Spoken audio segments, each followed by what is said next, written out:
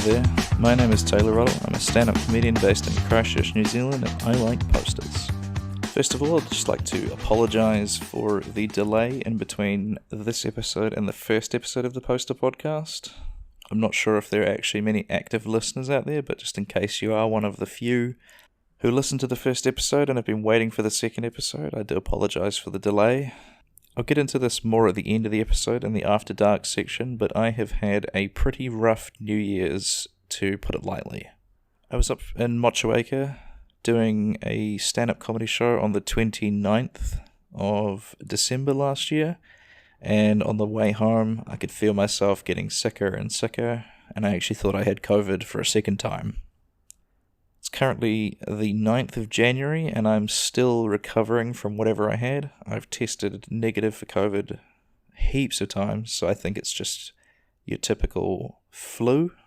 And then on top of that, I received an email from my bank on the 24th of December that had said my credit card had been compromised, and so they had to put a block on it for security reasons. So I've had a pretty boring New Year's this year. It's honestly not been a great way to start the year.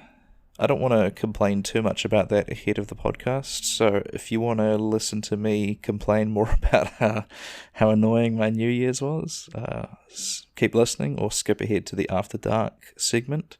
But otherwise, we'll just get on with the show. This is going to be the first in a two-part series covering 4 movies that I have been referring to as bottle horror movies. I call them this because they are much like the bottle episode of a television show which historically was shot in one location with very few actors, and it was mainly just a way of getting an extra episode out of the budget without having to spend a lot of money. One bottle episode I can think of was the Breaking Bad episode, literally just called Bottle, where Walter White and Jesse chase a fly around the meth lab for a few hours. I'm a big fan of these sort of movies. I'm not quite sure what it is about them. I think it's the small scale that I find appealing. The fact that there's not a lot of information to take in. They're quite often psychological or a human survival story where the people in the movie need to gather their courage and keep their wits about them in order to survive. The older I get, the more I find myself enjoying talking head movies with really, really well written dialogue, and quite often these movies end up being just that, a talking head movie with quite often good character development and decently written characters.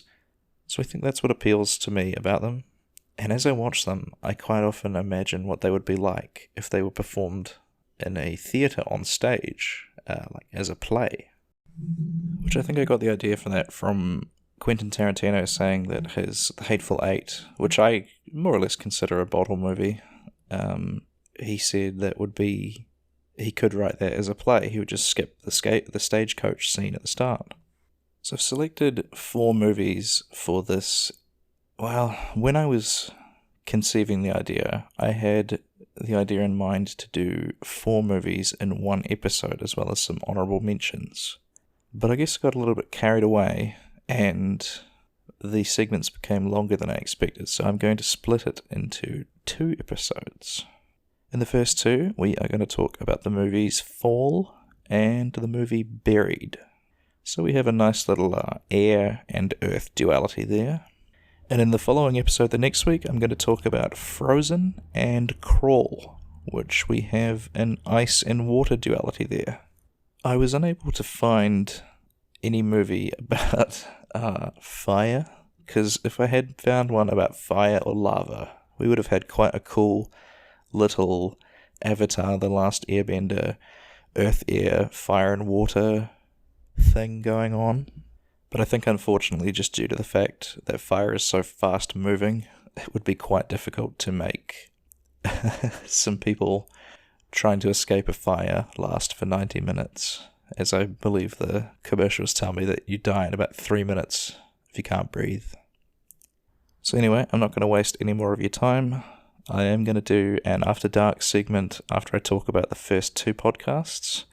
And then in the episode the following week, I am going to do an honourable mentions at the end and a little bit shorter of an After Dark segment. So let's get into it.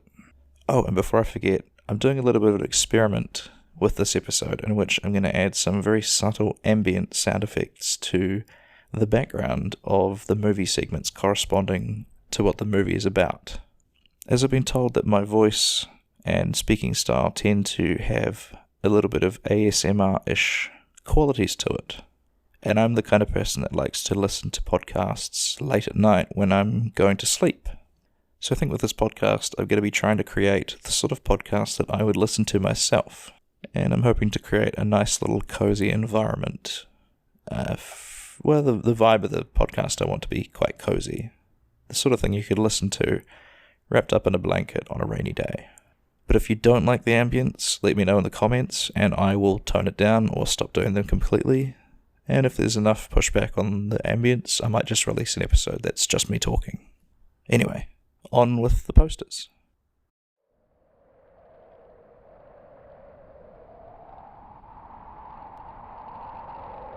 I'm going to talk about the movie Fall now. I will describe the poster to you all first, and then we'll talk about the movie a little bit.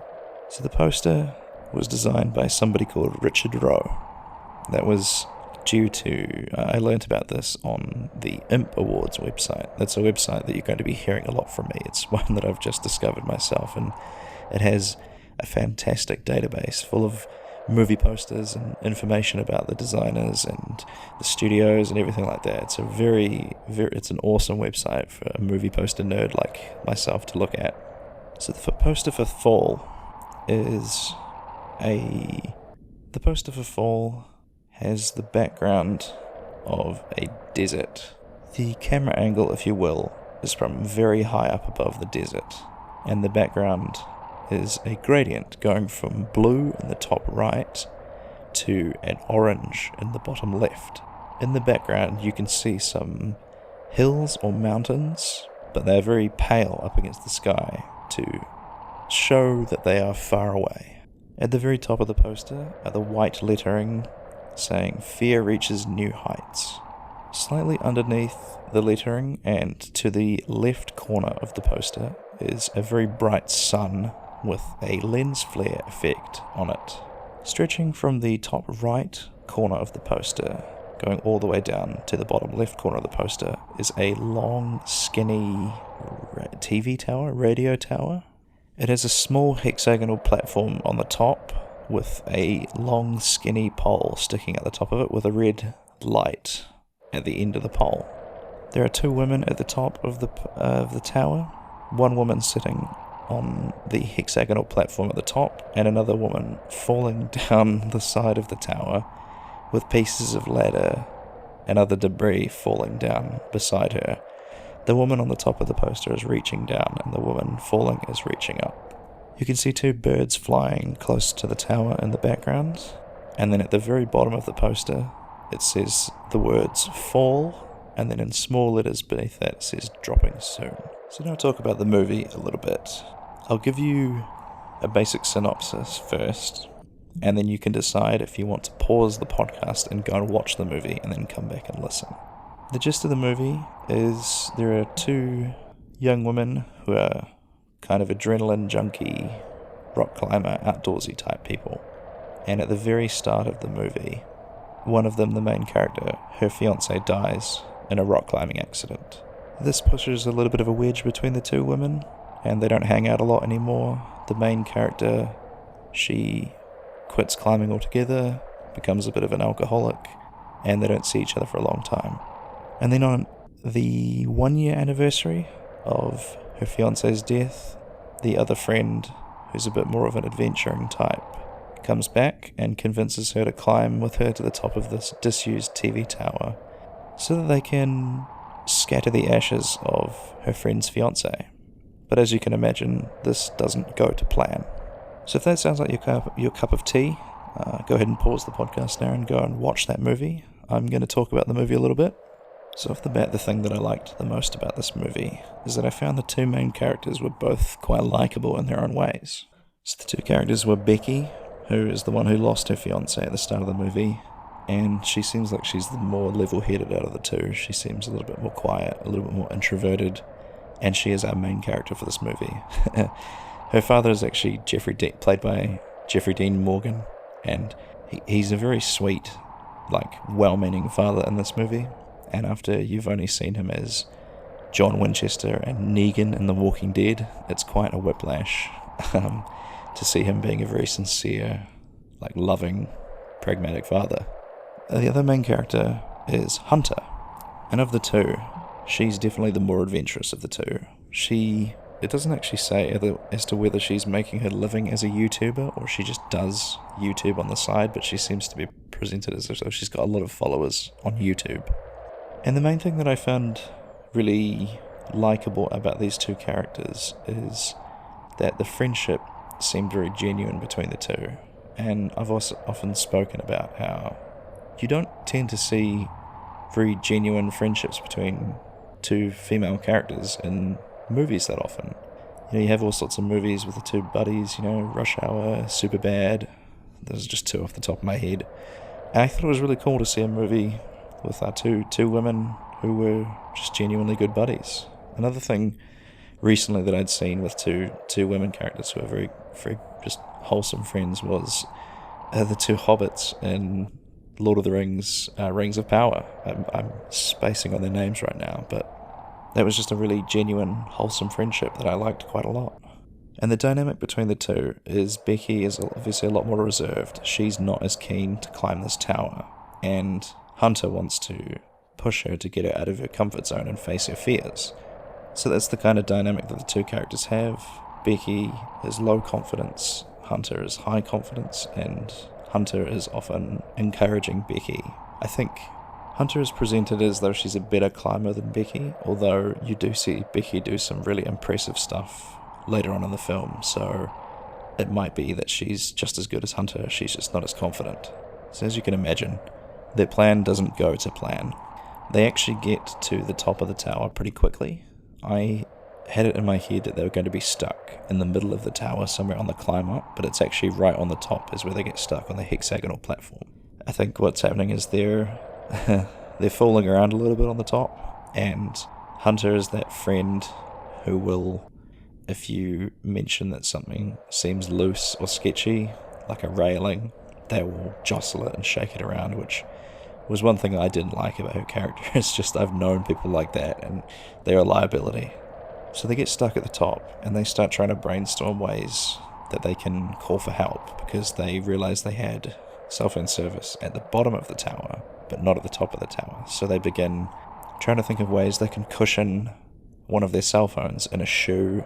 I think they stuff it with a bra, and then they drop the phone mid sending of a text to try and get. It was an Instagram post asking her followers to call for help, but that doesn't work, and that's the first of many roller coasters. Is that even a word? Many situations throughout this film where you think they've finally got a solution, and then something happens, just complete dumb luck, that completely dashes their chances. This movie is a lot like an abusive relationship. It just really toys with your emotions, but it keeps you wanting to keep watching to see what's going to happen next. So next what happens is they notice a couple of guys grilling ribs down by the base of the tower, and they throw some stuff down, and they manage to get one of them's attention, and they look up and notice they're at the top of the tower, and you think these two might be new characters, like, oh, they're going to be the man on the ground who's trying to help get them down, but then it just turns out that they're criminals, and they break into their van, to their truck, Jeep. They have some kind of truck. These guys break into the truck and drive off with it. So that was another way you've had your hopes dashed. At one point, it turns out that there was actually this weird love triangle going on between the three of them, where Becky's fiance was also sleeping with Hunter, and I don't know. That was one of the things I felt was kind of dumb about this movie, especially after I'd just been really pleased that they were showing a healthy friendship between two women. And of course they got to throw in a love triangle to get some drama in there. It didn't totally ruin the movie for me. Like, it made sense as to why Hunter was so keen to scatter, I think the guy's name was Dan's ashes at the top of the tower.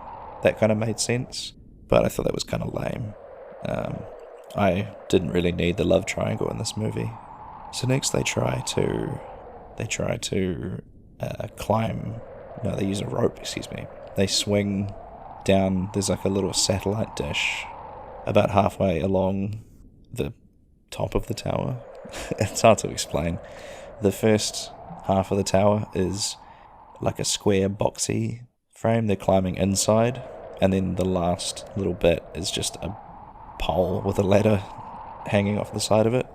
And one thing the movie does really well is as they're climbing up the tower in the beginning, it's really reminded me of the Final Destination movies, how they show you all these little things in the room, like there might be a nut that's loose here, something that's barely just balancing on the edge of a bookshelf there, a power plug that's not quite plugged in.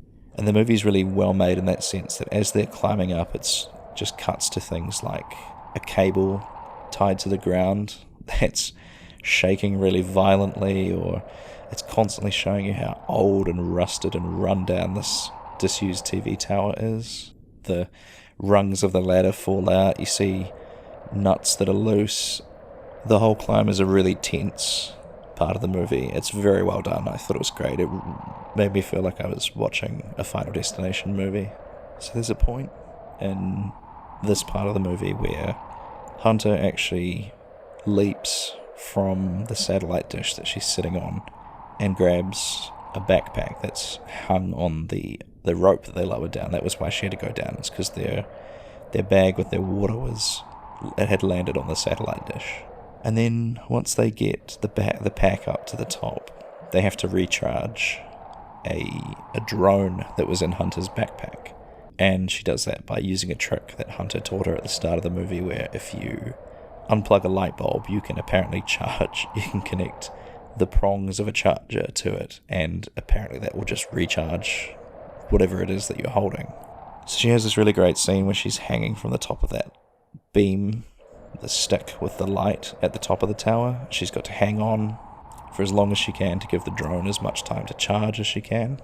And if you're really eagle-eyed, you'll notice that after the scene where she pulls Hunter up from the backpack, Hunter actually doesn't do a lot. She kind of just stands around and talks.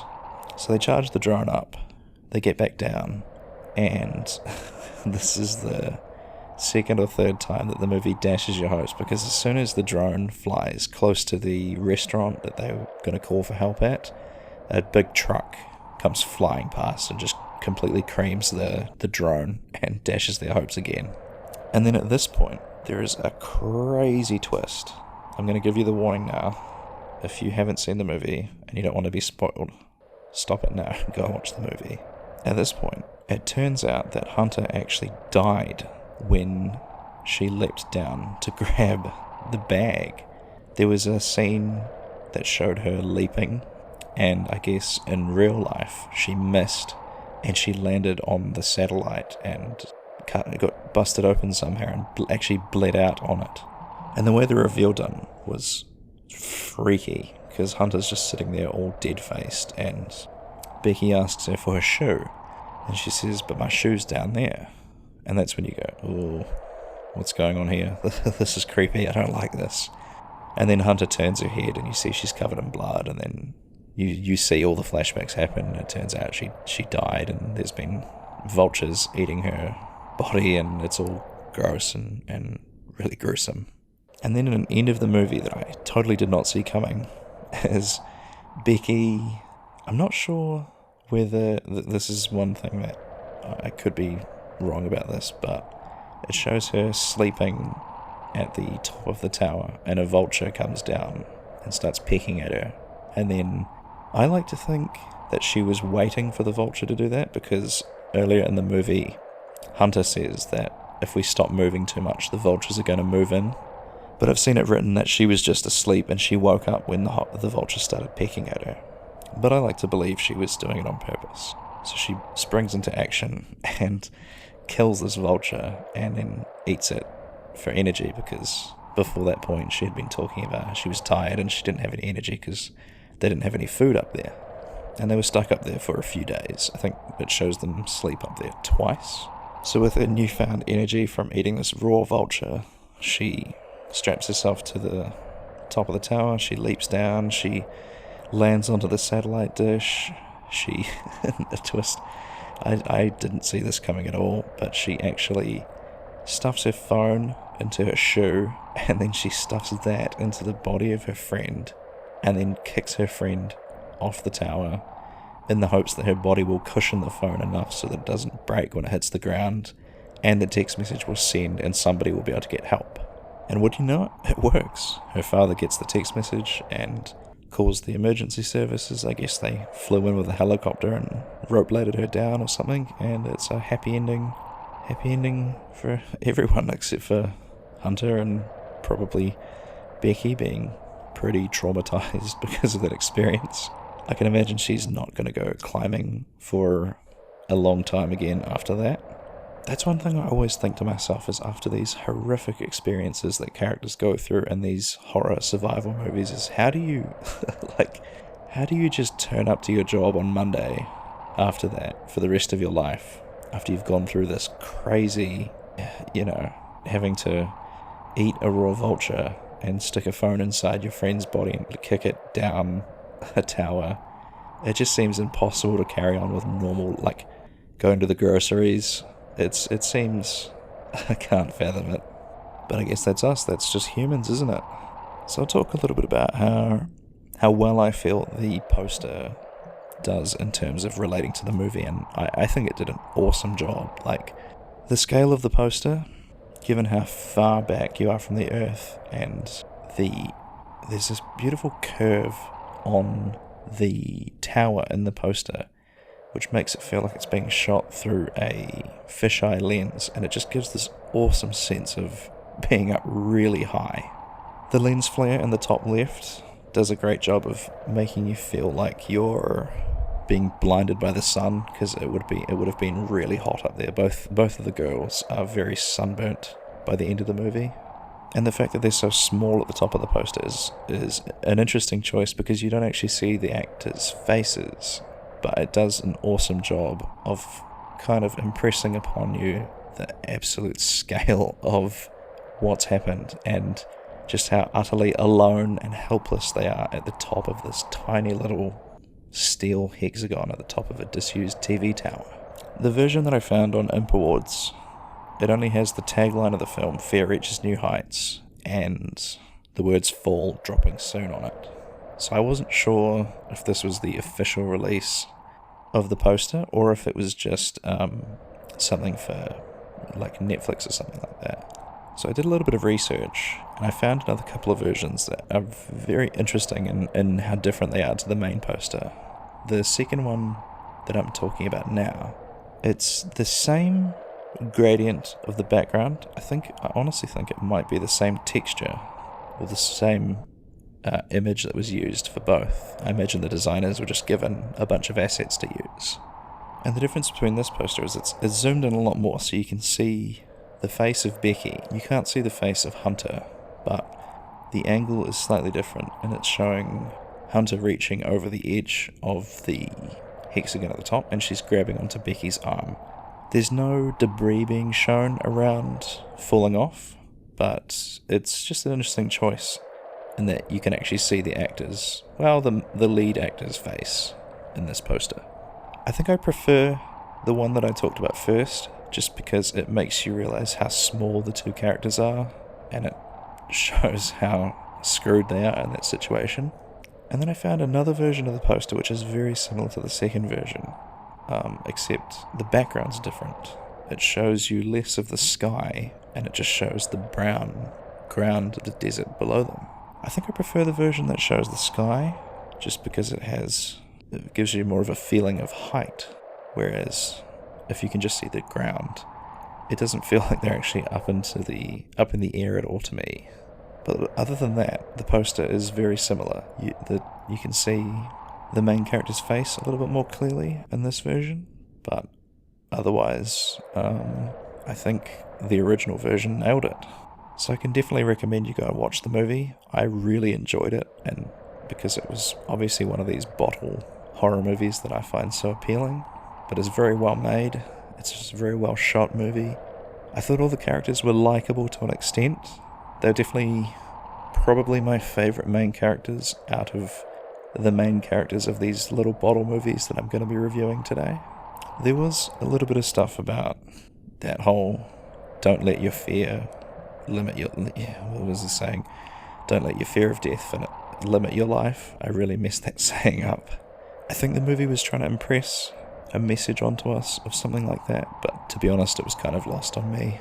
I was kind of just enjoying it for what it was, a human story involving somebody overcoming their limits and facing their fears and ultimately doing anything to survive. I definitely recommend you check this film out. I enjoyed it a lot, and I hope you will too.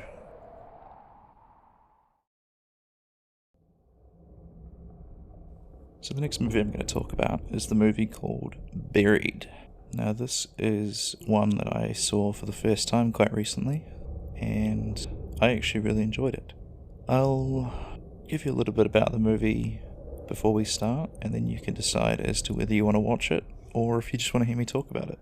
So the premise of the movie is pretty simple. Ryan Reynolds plays a fellow called Paul Conroy who wakes up underground and inside an old-style wooden coffin. He has a few things with him, such as a cell phone, a flashlight that doesn't work. He has a Zippo lighter, he has a pen, and he has a few other bits and bobs. A flask full of alcohol, I remember, was one of his things.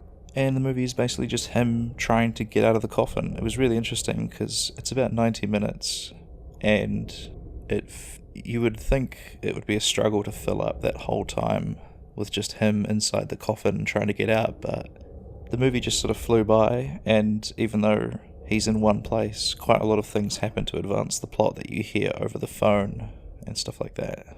So if you feel like you want to go and watch that, now would be the time to do so, but I'll go ahead and explain what the poster looks like for anybody listening on audio only.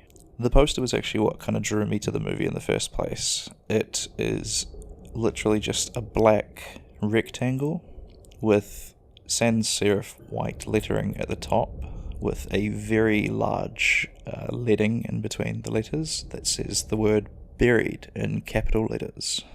The only other two things in the poster is, I guess you could call it a sideways cross-section of the coffin, in which you can see a man lying horizontally with a small flame from a Zippo lighter illuminating the inside of the coffin. Slightly above the coffin in grey letters it says your fate is never sealed, and then underneath the coffin it is all of the studio information and sponsor logos and coming soon and all that kind of jazz. So the fact that this poster was so minimalist was actually what drew me to want to watch the movie in the first place. I thought it was a really bold choice that they just went for showing the cross-section of the coffin at the bottom and then nothing else around the coffin, excuse me. And I feel like it really encapsulates what the movie is about, because the movie actually never leaves the coffin. The whole 90 minutes, you're, from different angles, seeing Paul Conroy and watching him try to escape. I'll talk quickly about the other versions of the posters that I wanted to talk about, and then I'll talk about the movie a little bit, because this version of the poster I'm talking about now is my favourite version. I think the others are cool in their own way, but I really just like the simplicity and the boldness to go with a really simple poster. So again, I got all of these from the impawardswebsite.com.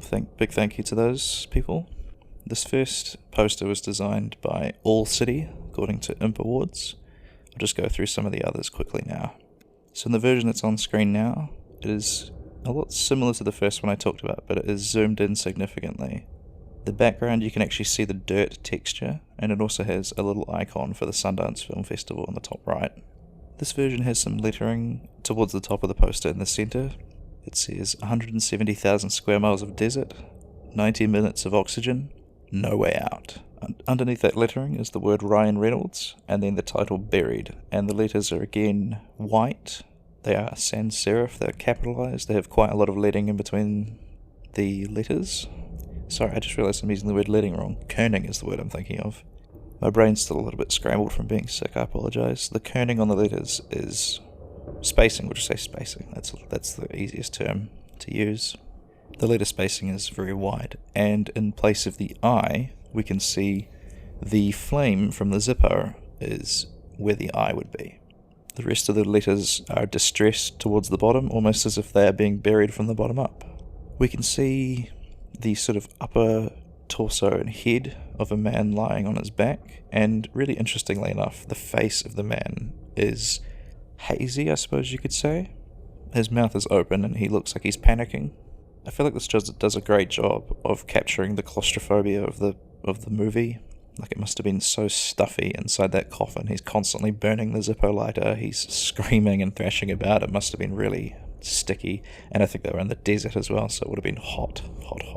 At the bottom of the poster, all the usual stuff, the studio information, logos, and then a website saying www.experienceburied.com, which I imagine was like their marketing campaign for the movie.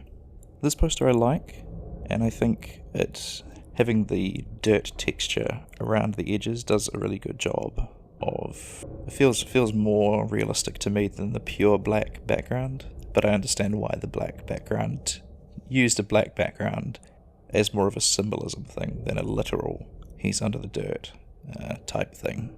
Again, I do like this poster. I think it's very well made, well designed, everything's laid out well, but I have to say my favourite one is still the initial version with the pure black background. I just realised I actually made a mistake. This first one here I'm talking about, the second one I'm talking about now is designed by All City. The first one I talked about was designed by Ignition and LA. I think they're both graphic design studios. The next one I'm showing on the screen now is another bold choice. It is completely black and white, and it shows a square spiraling pattern starting at the top left-hand corner, snaking around and around until it ends up sort of turning into the leg of a man lying on his back. In between some of the black spiral marks, you can see the phrase, "Paul Conroy isn't ready to die," and again, the word buried, in red text this time. Very wide text spacing again, and all capital letters. I thought this was a cool one because it feels like you're staring down into a very deep, square-shaped pit that obviously Paul has been buried in with his coffin. It makes it feel like it's buried very deep under the ground. It doesn't actually specify how deep he is buried in the movie. He doesn't hear anything from the surface, and he does hear some bombs dropping, I think, but it doesn't actually specify how deep he was buried into the earth. I like the design of this one. It's very stylized. Like, it's not a photo of Paul in the bottom of the grave. It's definitely a vector kind of silhouette of him in the grave. The only thing I can't get past is it feels very Alice in Wonderland, a bit like the Cheshire Cat, or it feels a bit like the design of Beetlejuice. So I feel like the tone is a bit wrong for the movie, as the movie is very grounded and very bleak and very realistic. I'm showing another one on the screen now that is again done by Ignition and LA, and what they've done is they've taken an interesting spin on the minimalist idea, and they've actually kind of gone in the opposite direction. The whole poster is full of big white lettering. Looks like the font could be Helvetica bold condensed, or it could possibly even be Impact. I'm not quite sure, I'd have to check. The R looks like it's Helvetica's R. And all of the lettering appears to have taken from reviews of the movie, such as Claustrophobic, Suspenseful, and Just Plain Awesome by Ain't It Cool News, and a groundbreaking performance by Ryan Reynolds. All of these white blocks of text are structured in a way that sort of mimics the spiral pattern in the previously shown poster, in that it creates the effect of looking down into a deep, square hole in the ground. At the centre of this hole, you have a picture of Ryan Reynolds, very dark and in grayscale, and he's being illuminated by his cell phone light on his face and also the Zippo on his chest. Slightly to the right, in red letters, says Buried. It's nice that they did that to show us which of these pieces of text was the title of the film. And then underneath that it says, in select cinemas, September 24. I've seen a lot of praise for this poster, and I think it's quite cool what it's doing. I definitely think it was a good move to capitalise on. Obviously it's gotten quite a lot of good reviews. I think it had something like a 70% fresh rating on Rotten Tomatoes, so I can understand why they did it, especially with the previous poster being so minimalist. They've kind of gone the opposite direction, and I'm not sure that I like it. I guess it does capture the claustrophobic feeling of being trapped in a coffin with all of these massive letters just crashing in on you. But again, I think I still have to go with my favourite being the minimalist one I talked about first, just because it captures the feeling of being totally cut off from the world better, in my opinion. The last version I'm going to be showing you, it didn't actually say who the designer was for this version, so I'm afraid I can't tell you that, but it is actually a bit like a cross-section between the first and the second posters that I showed you. Again, at the top has capital letters, white text with a lot of space in between saying buried, and it is a mostly dark, it's a very minimalist poster again, but instead of having pure black, it has a very dark dirt texture for most of the poster. As we scroll down the poster, it says text in white letters saying, his cell phone is dying, then a little bit of space, his flashlight is fading, a little bit of space, his oxygen is running out, a little bit of space, but Paul Conroy, a little bit of space, isn't ready to die. Underneath all that text is a slightly more zoomed in cross-section of the coffin, with Paul Conroy inside being illuminated by his Zippo lighter again. And then underneath all that has the studio logos and the words coming soon written in orange text.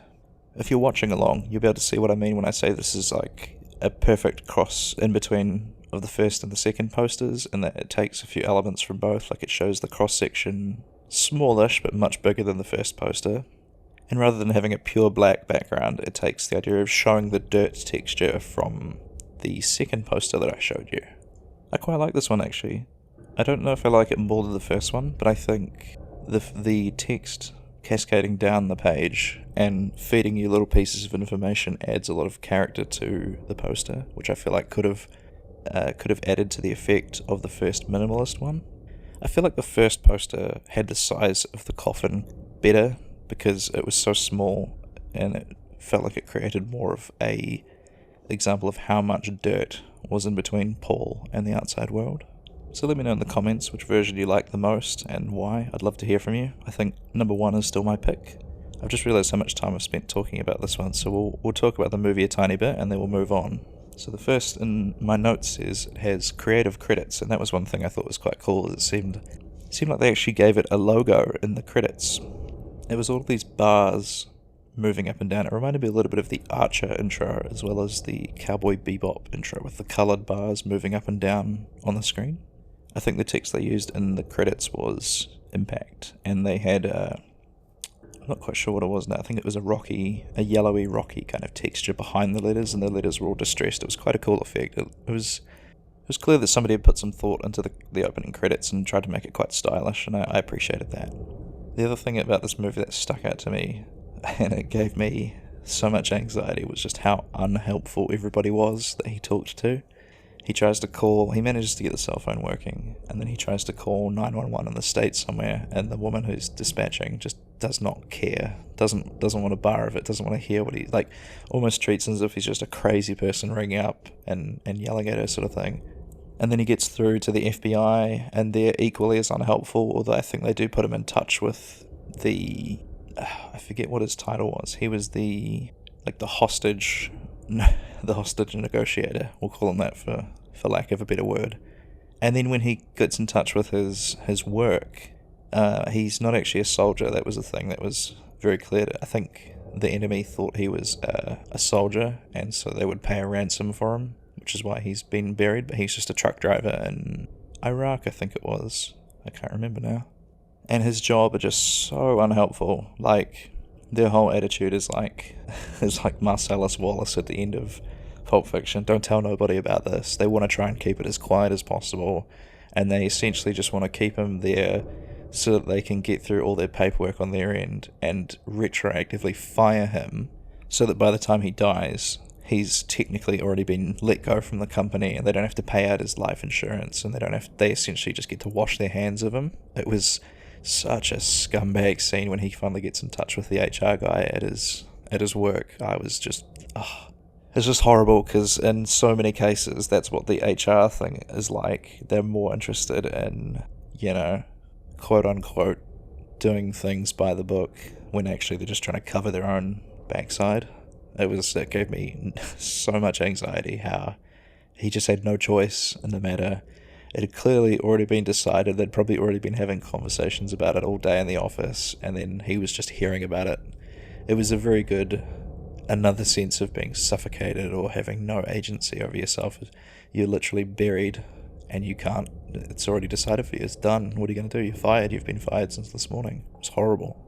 He gets in touch with, I'm not sure what you'd call them, freedom fighters, insurgents, terrorists. Whoever captured him calls him on the cell phone. And one thing I found incredibly stressful about this is that the guy who's meant to be talking to him and giving him the instructions doesn't speak English well at all.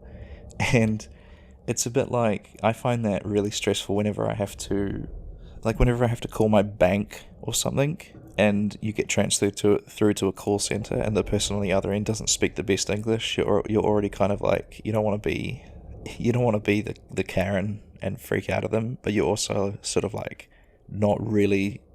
Like, I just feel like something's going to go wrong, and I can't really do anything to change it. So I can't imagine how stressful that would be when literally your life is on the line, and the guy's just barking orders at you. He tells him to make a hostage video, and then the terrorist negotiation people tell him not to do it. Then the guy tells him to cut his finger off, and it's just like, again, this Paul guy, he has no control over what's happening to him. He has to watch a video of his coworker sending a hostage note and then getting shot in the head. I think he very briefly manages to get through to his, he calls his the rest home that his mother's living at, but his mother has dementia and she doesn't even remember him. The whole movie it gives me anxiety in so many ways, because my recurring nightmares are always ones of futility, of not being able to change or repeating the same action and nothing changes. So I found this movie particularly psychologically, never mind the fact that you're literally buried in the middle of the desert in a coffin and you're running out of air. That itself would be claustrophobic enough, but just the fact that it's almost like they don't care about him. Everyone's just trying to, keep it as contained as possible. And, oh yeah, that's a shame, and you're literally going to die, but we can't let that reflect badly on us, because that would be a bad look. There were some cool things throughout the movie, like, they obviously had to get very creative with the way they filmed it, because it would get very boring if it was just the same 3 or 4 shots of Ryan Reynolds in a coffin. So I'm guessing they made a few different rigs where it was open at the top, open at the side, etc. to film it. But one thing they did that was quite cool is he has several different light sources inside the coffin, and that changes the feeling or the tone of what's happening depending on which light source he's being lit by. He starts off being lit by just his Zippo, which is an orangey colour. Then he finds a torch, which is more of a yellow colour, malfunctioning torch, so he doesn't use it much. He picks up a glow stick, which is green, and then the cell phone that he's talking on and looking into for most of the movie is blue. So it was very cool to see that the lighting person of the movie obviously got very creative with what you could do with these very limited but still feasible that you could find them in this coffin light sources. Whenever I watch this movie, or whenever I think about this movie, I know I've read somewhere how to escape from a coffin, but it's one of those things where I retained exactly the wrong piece of information. I know that you're either supposed to do this or you're not supposed to do this. You're supposed to kick with your feet, because if you kick out the coffin at the top, all the sand or dirt falls towards where you've kicked out, which is your feet, which means that your head isn't going to get crushed by all the dirt, and you should hopefully be able to push the lid away with your hands, excuse me. So it's either that, or it's don't kick with your feet, because then it all caves in and your feet get stuck and you can't get out. It's something to do with kicking. So if you ever get trapped in a coffin, guys, listeners, Riddle Maniacs, either kick with your feet as hard as possible, or don't kick with your feet as hard as possible. I'm not sure what the right answer is. I'm probably going to Google that as soon as I finish recording this. So it's an incredibly entertaining watch, but it is depressing. The end of the movie is essentially just he suffocates, and the Americans manage to capture another terrorist, and they force him to give up the location of a buried American over there. But it turns out he gave them the wrong coffin, and he can hear them digging on the phone. They dig up a coffin. Turns out it was a different person who had been buried, and I think is presumably long dead at this point. So he just suffocates. It was a really horrifically downer of an ending. So be in mind if you're going to watch it yourself. It is a great watch, but don't feel like you're going to come out of it feeling better. But aside from that, I reckon give it a try, and let me know what you think in the comments. Let me know if you enjoyed it or not. So that's going to bring us to the end of the first part of this two-part series. That were the posters for Fall and Buried. If you've enjoyed that listen and you want to hear the second part, which is coming out next week, where I will talk about the movies Frozen, no, not the one you're thinking of, a different one, and the movie Crawl, then check my YouTube channel next week. Same time, same place. Sorry, let me just hawk my Patreon for a second. If you like what I do and want to support me financially, you can become a Ruddle Maniac on Patreon for just $5 New Zealand dollars a month. I'm assuming you're watching this from overseas, so that's probably like $1.50 in your currency. I want to make it super clear that I do not need the money to survive. I have a decent enough job and all my bills are covered. This is just an option for those of you out there who really like what I do and want to give back in some way. You won't be missing out on any content by not becoming a Ruddle Maniac. The bulk of my content will still be released for free on YouTube. You will, however, receive access to some behind-the-scenes type content, such as Ruddle on the Road vlogs, the remastered 4-episode series of my podcast from 2018, Rambling with Ruddle, The Lost Tapes. You'll also get access to legacy content such as old comedy sets of mine posted with critique, as well as old promo videos for shows we did in the past. There's also a few hundred backstage photos with write-ups by me about the venues I've played around the country in a series I'm calling Backstage Shenanigans. You'll also be able to vote on upcoming content such as what videos I make and download high-resolution files of my show posters. Check patreon.com/TaylorRuddleComedy for the full rundown. Back to it then.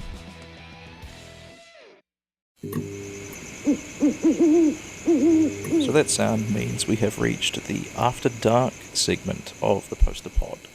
This is the part of the podcast that a lot of other podcasters tend to do up front, and it frustrates me because I just want to get to the interview or for whatever reason that I started listening to the podcast. So in my podcast, I do it at the end. That means if you're still listening, you're probably really invested in what I do, or you have nothing better to listen to.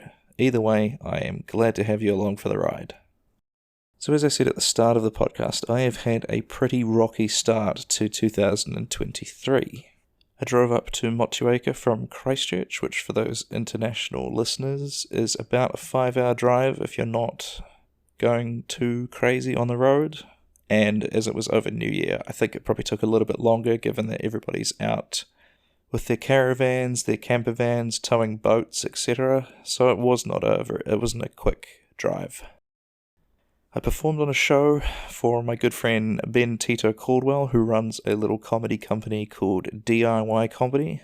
I've basically I guess you could say I've been involved with DIY Comedy ever since Ben started it up 2 or 3 years ago.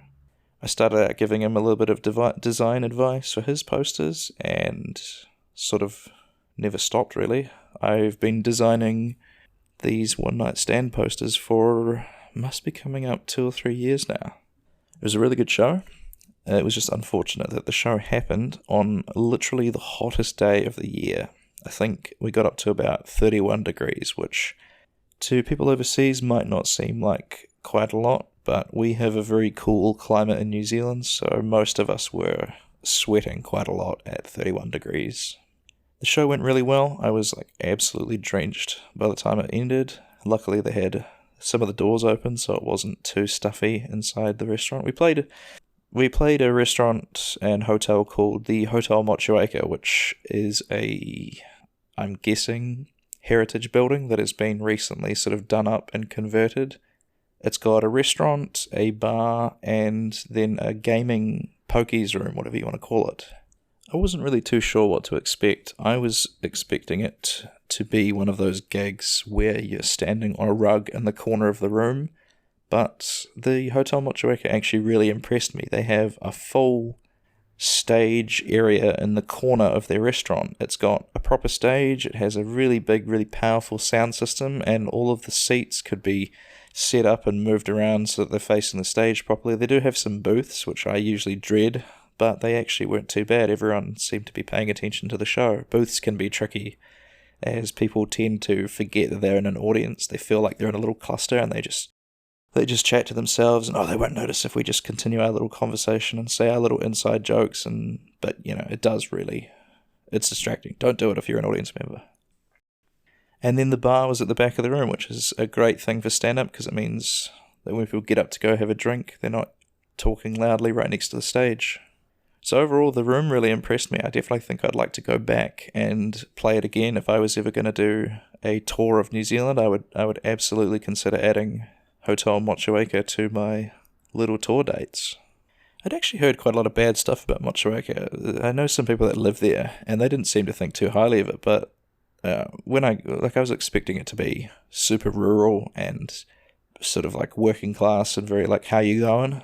But when we got there, it was actually really nice. It had had a gym, had a McDonald's, that's basically all I need in a little town. I don't know, I quite liked it. I would have liked to have had a little bit more time there to explore the main strip, because there was a lot of really interesting things, but we were just driving in and out because we were staying about 30 minutes outside of Motueka. As you can imagine, accommodations sucked around New Year's. It was so hot that I had to sleep with the fan on at the Airbnb, which I am sure is not a good thing, as I woke up the next morning with a really dry nose and throat. I think I had a sinus infection. That's what it felt like. The whole drive home, I could just feel it getting worse and worse. And I'm just thinking, oh geez, because I had another show that I was supposed to do in 2 days on actual New Year's Eve. We ran a show that was a combination of dinner and stand-up comedy, and within that they did. I wasn't there for it. I had to miss out as I thought I had COVID.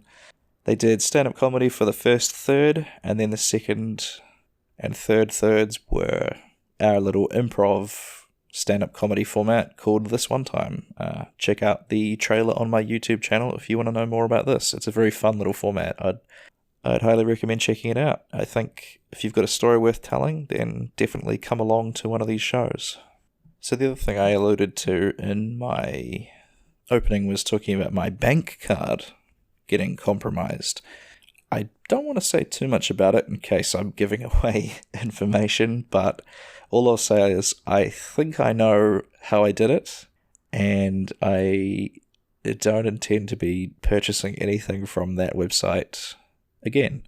I was actually sitting in Denny's with a comedian friend of mine, Craig Westenberg, on Christmas Eve, the 24th, when I got an email from my bank and it said something about fraud detection. And I just thought to myself, this will just be one of those things saying don't give your password out to anyone or whatever. But then when I opened it, it said we've put a block on your account because it's been compromised, etc., etc.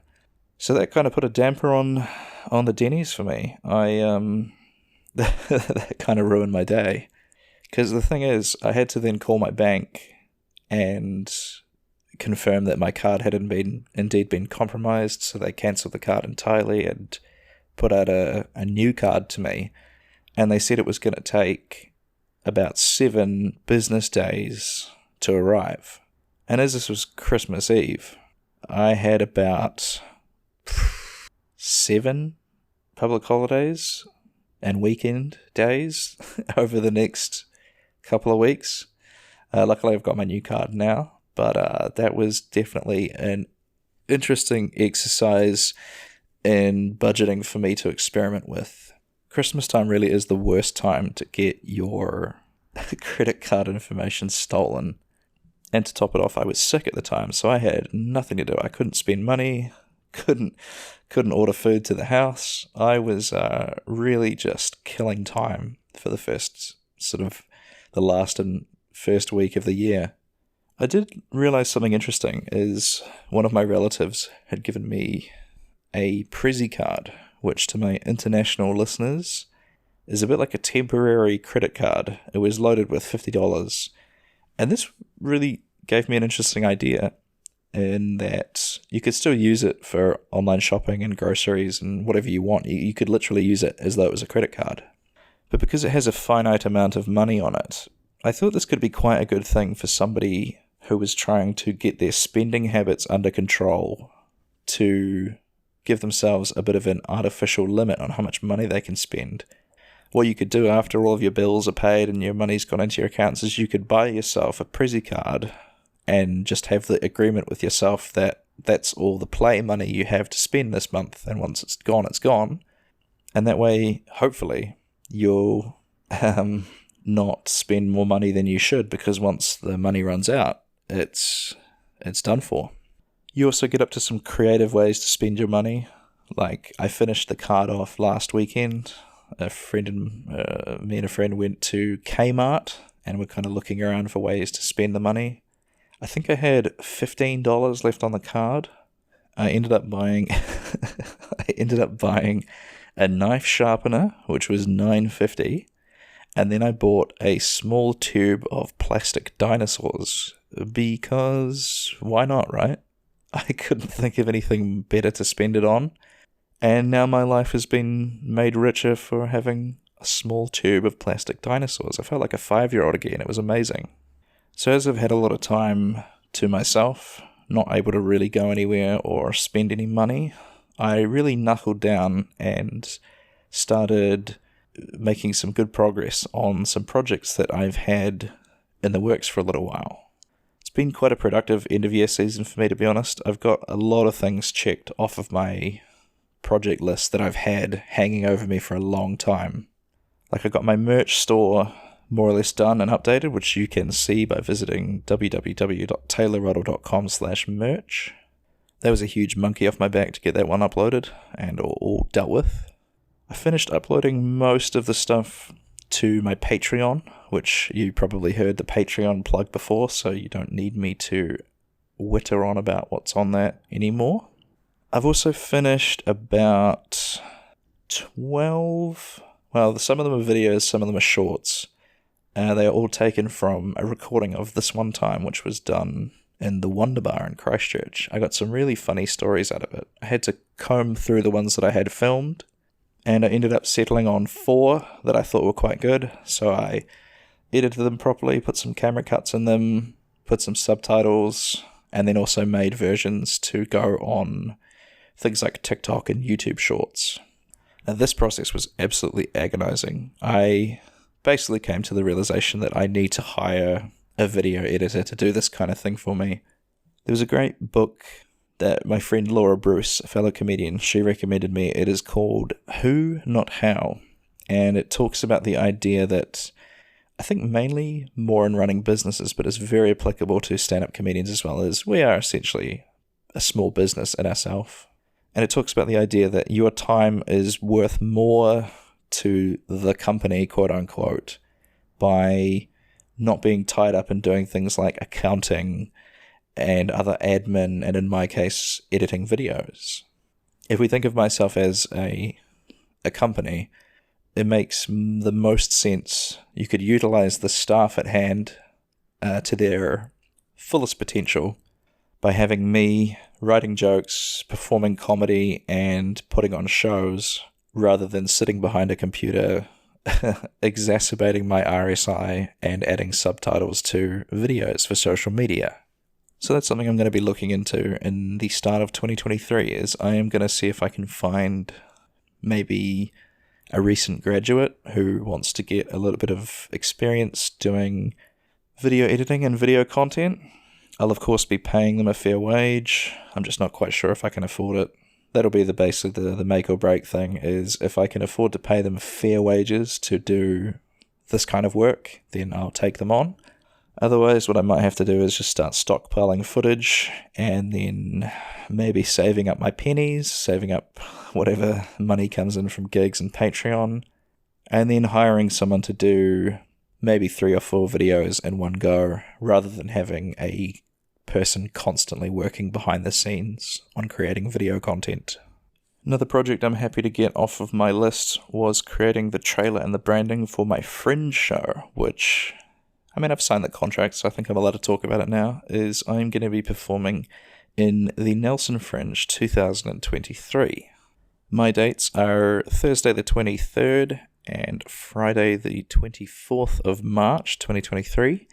And I got really lucky in that I got the spots from 9 o'clock till 10 o'clock at the venue that I wanted, which is Studio One. So if you are in Nelson or in the surrounding areas and you want to come and see me do stand-up comedy, I suppose check out the Fringe website. They haven't really told us how we're going to do tickets yet. I'm very early into the process. I've basically been accepted and I've signed the contract. And just keep an eye on it. Keep an eye on my Facebook page. I think that'll probably be where any announcements go. But yes, I finished a trailer, which I'm really happy with. It has a good upbeat energy. It doesn't really burn any material, and I think it gets the point of the show across. It's funny how you work on all these projects, and then when you actually have to talk about the ones that you've completed, I'm drawing a complete blank. So I think at that, I may have gone through everything that I want to talk about. That's going to bring us to the end of episode 2 of the Poster Podcast. I hope you've enjoyed the listen. Check back in next week if you want to hear the second part of these 4 bottle movies, as well as I'm going to talk about some honorable mentions and ones that didn't make it into the main part of the podcast and why. But I still think they maybe have an interesting poster to talk about. Thanks so much for listening. I hope this has added to your life in some way. And I hope if you're listening to this podcast to go to sleep, much like I do, that you are fast asleep right now in the world of Nod. I have been Taylor Ruddle. This was the Poster Podcast, and we will see you next time.